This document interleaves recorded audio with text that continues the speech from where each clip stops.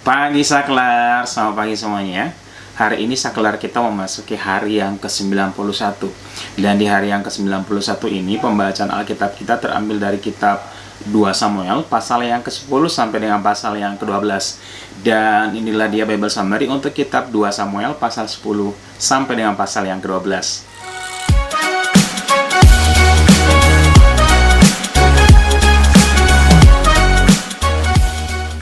Pada kitab 2 Samuel pasal yang ke-10 dengan judul perikop Daud berperang melawan Bani Amon dan orang Aram. Perikop ini diceritakan Raja Bani Amon mati, kemudian anaknya Hanun menjadi raja menggantikan dia. Oleh karena itu Daud ini memberikan utusan untuk pergi ke Bani Amon untuk mengucapkan bela sungkawa. Tetapi sesampainya di kota Bani Amon ini, maka para tua-tua ini berkata kepada Nahas, raja yang baru ini, bahwa apakah menurutmu ketika Daud ini mengirimkan utusan untuk mengucapkan duka, berarti dia benar-benar bersimpati? Ketahuilah bahwa Daud ini sedang mengirimkan mata-mata untuk melihat kota ini dan untuk mengalahkan kota ini. Oleh karena itu, Nahas ini menyuruh orang-orang untuk menangkap utusan-utusan Daud ini. Kemudian setelah ditangkap, maka Nahas ini mencukur separuh daripada jenggot utusan ini, kemudian memotong baju mereka dari bagian tengah sampai bagian pantat, sehingga orang-orang atau utusan Daud ini sangat dipermalukan. Dan hal ini diberitahukan kepada Daud. Setelah diberitahukan kepada Daud, maka Daud ini mengatakan kepada orang-orang utusan ini supaya tinggal di Yeriko sampai nanti jenggot mereka ini tumbuh kembali.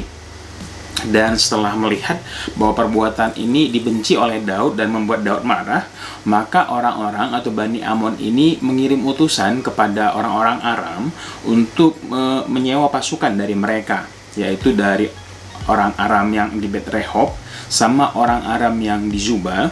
Mereka ini menyewa 20.000 pasukan pejalan kaki. Kemudian dari Raja Negeri Maaka mereka menyewa 1.000 orang. Kemudian dari Raja Negeri Tob mereka menyewa 12.000 orang. Kemudian setelah mengetahui hal ini, Daud mengutus Yoab untuk menghadapi Raja orang Amon ini beserta dengan pasukan-pasukan sewaannya. Kemudian Bani Amon ini membagi dua pasukannya. Jadi pasukan Amon sendiri, orang-orang Amon sendiri ini berjaga atau menghadapi orang Israel di depan pintu gerbang kota mereka. Sedangkan orang-orang utusan seperti orang Aram dan juga orang Rehob dan orang Tob ini berada di padang untuk berperang. Oleh karena itu Yoab juga membagi pasukannya. Yoab ini menghadapi orang-orang sewaan yang berada di padang, sedangkan adiknya Abisai ini menghadapi Bani Amon yang ada di kota. Kemudian Yoab ini berkata kepada Abisai, marilah kita melawan mereka. Apabila nanti mereka atau posisi pasukanku lebih kuat, maka aku akan membantu engkau nanti ke kota, dan sebaliknya. Dan peperangan pun terjadilah, dan Yoab ini berhasil mengalahkan orang Aram serta dengan pasukan-pasukan sewaan lainnya. Dan setelah itu dia membantu Abisai, dan setelah Bani Amon melihat bahwa orang Israel ini berhasil mengalahkan orang Aram, maka Bani Amon ini pasukannya juga melarikan diri sehingga mereka mampu mengalahkan Bani Amon beserta dengan pasukan sekutunya. Bani Amon ini memiliki seorang raja bernama Hadadezer, dan ketika dia melihat bahwa mereka kalah di padang pada saat itu, oleh karena itu Hadadezer ini memanggil semua raja-raja yang ada di Aram untuk bersekutu untuk melawan orang Israel, baik orang-orang Aram yang ada di seberang sungai Efrat sampai kepada orang-orang Aram yang ada di Elam. Kemudian pertempuran dilanjutkan, dan pada pertempuran kali kedua ini orang Israel berhasil membunuh 700 kereta kuda yang dimiliki oleh orang Aram, dan juga 40.000 pasukan berkuda yang mereka miliki. Dan bahkan di sini Daud ini berhasil mengalahkan Sobab, panglima tentara orang Aram. Dan ketika raja-raja yang ada di bawah kuasa daripada Hadadezer ini melihat bagaimana orang Israel bisa mengalahkan mereka, maka mereka menjalin perdamaian dengan Daud, dan semuanya mereka ini takluk di bawah kuasa Daud. Dan setelah melihat bahwa Israel ini begitu kuat, maka orang-orang Aram ini tidak berani lagi memberikan bantuan kepada Bani Amon. Kita lanjutkan di pasal 11 dengan judul perikop Daud dan Batsheba. Jadi pada perikop ini diceritakan bahwa pada pergantian tahun biasanya raja-raja ini pergi berperang untuk melawan raja-raja yang lain. Tetapi untuk kali ini Daud ini tidak ikut. Dia pergi menyuruh Yoab bersama dengan orang-orang Israel untuk pergi merebut kota Raba, yaitu kotanya Raja Bani Amon, sedangkan Daud sendiri tinggal di Yerusalem. Diceritakan pada suatu sore, Daud ini berjalan-jalan di atas suatu istana. Dan ketika dia berjalan-jalan di atas suatu istana, dia melihat seorang wanita yang sedang mandi. Wanita ini sangat elok rupanya sehingga Daud suka. Oleh karena itu, Daud ini mengirim utusan untuk menjemput wanita tersebut. Wanita ini bernama Batsheba binti Eliam, istrinya Uria orang Het.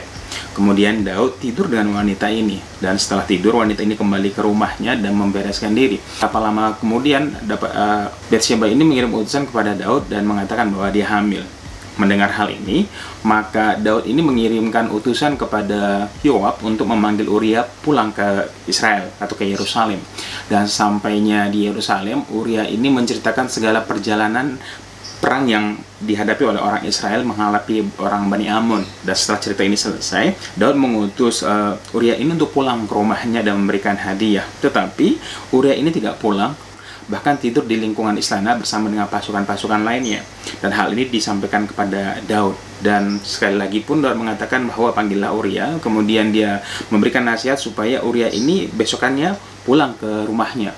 Tetapi Uria ini menolak untuk pulang ke rumahnya dengan mengatakan, masakan ia, tuanku yaitu Yoab bersama dengan pasukan-pasukan lainnya tidur di tenda, di peperangan mengepung kota, dan juga Bait Allah sendiri ikut berperang di sana, dan Bait Allah sendiri masih ada di tenda, masakan aku pulang ke rumahku untuk mandi dan tidur dengan istriku. Dan oleh karena itu Uria ini tidak mau dan tetap tidur di antara pasukan-pasukan Daud di Yerusalem. Oleh karena itu, melihat hal ini, Daud pada keesokan harinya mengutus Uria kembali ke medan pertempuran. Beserta itu, Daud juga menulis sebuah surat lewat Uria ini kepada Yoab untuk meminta supaya Uria ini ditempatkan di pasukan terdepan supaya nanti Uria ini mati. Dan terjadilah ketika pengepungan kota Raba, Yoab ini menempatkan Uria ini di depan, di mana pada pertempuran itu Yoab ini mengetahui ada pasukan yang kuat. Dan ketika terjadi pertempuran dan Uria ini di depan, maka undurlah Yoab dan orang-orangnya, dan Uria pun mati. Dan setelah Uria mati, Yoab ini mengirimkan utusan kepada Daud dan mengatakan bahwa Uria ini telah mati. Dan setelah disampaikan kepada Raja Daud bahwa Uria ini telah mati, dan Raja Daud berkata kepada Yoab, kepada orang itu, untuk menyampaikan kepada Yoab supaya jangan kesal hatinya, karena memang dalam pertempuran adalah hal yang biasa, orang dimakan pedang dan ada terjadi banyak kematian. Dan Batsheba mendengar bahwa suaminya Uria telah mati dan dia berkabung. Dan setelah selesai masa berkabung, maka Daud mengambil Batsheba, istrinya Uria, menjadi istrinya. Kemudian kita lanjutkan di pasal 12 dengan judul perikop Nathan memperingatkan Daud sehingga Daud menyesal. Pada perikop ini diceritakan Tuhan mengutus Nabi Nathan supaya berbicara kepada Daud. Kemudian datanglah Nathan dan bercerita kepada Raja Daud. Dalam satu buah kota, ada satu orang yang sangat kaya dan satu orang miskin. Yang sangat kaya ini mempunyai banyak sekali kambing domba dan lembu sapi. Sedangkan si miskin ini hanya mempunyai satu ekor domba betina kecil yang dia besarkan seperti membesarkan anaknya sendiri. Dia sangat sayang akan domba betina ini sehingga dia membesarkannya pada pangkuannya dan memberikan minuman dengan suapannya. Dan memang dia sangat sayang kepada domba kecil ini. Suatu hari, si orang kaya ini memiliki seorang tamu yang berkunjung ke tempatnya. Dan ia merasa sayang untuk mengambil salah satu kambing dombanya untuk menyembelih dan memasak dan memberikan kepada tamu ini. Sehingga orang kaya ini memutuskan untuk mengambil domba betina satu-satunya yang dimiliki oleh si orang miskin tersebut dan memasaknya bagi tamunya. Mendengar hal ini, maka Daud menjadi sangat marah dan berkata bahwa si orang kaya ini harus dihukum mati dan kepada si miskin ini harus digantikan domba tersebut 4 kali lipat. Dan mendengar itu, Nathan berkata bahwa olah yang dimaksud Tuhan telah mengangkat engkau menjadi raja atas seluruh Israel dan menyingkirkan musuhmu Saul, dan aku telah memberikan Yehuda dan Israel kepada pangkuanmu, bahkan segala sesuatu yang dimiliki oleh Saul kepada pangkuanmu. Tapi mengapa engkau menghina Tuhan dengan cara melakukan hal yang jahat seperti ini? Oleh karena itu, mulai hari ini pedang tidak akan putus daripada keturunanmu dan malapetaka akan menghampiri keluargamu. Maka pada suatu waktu nanti akan ada masanya di mana Tuhan akan mengambil istri-istrimu dan memberikan kepada orang lain, dan dia tidur di depanmu sendiri. Dan apabila engkau melakukan hal tersebut ini dengan tersembunyi-sembunyi, maka Tuhan akan melakukan dengan terang-terangan. Dan berkatalah Daud, aku berdosa kepada Tuhan. Tetapi Nabi Nathan mengatakan bahwa walaupun demikian bahwa Daud tidak akan mati, tetapi yang pasti anak yang akan dilahirkan bagi Daud ini akan mati. Dan pulanglah Nathan ke rumahnya, dan terjadilah bahwa Batsheba ini akhirnya melahirkan seorang anak laki-laki, dan Tuhan menulahinya. Oleh karena itu Daud ini berpuasa dengan tekun. Daud ini sampai berbaring di tanah berhari-hari lamanya, dan semua pegawai-pegawainya berusaha untuk menghiburkan dia supaya tidak berbaring di lantai, tapi Daud tidak melakukannya. Tetapi setelah 7 hari matilah anak tersebut.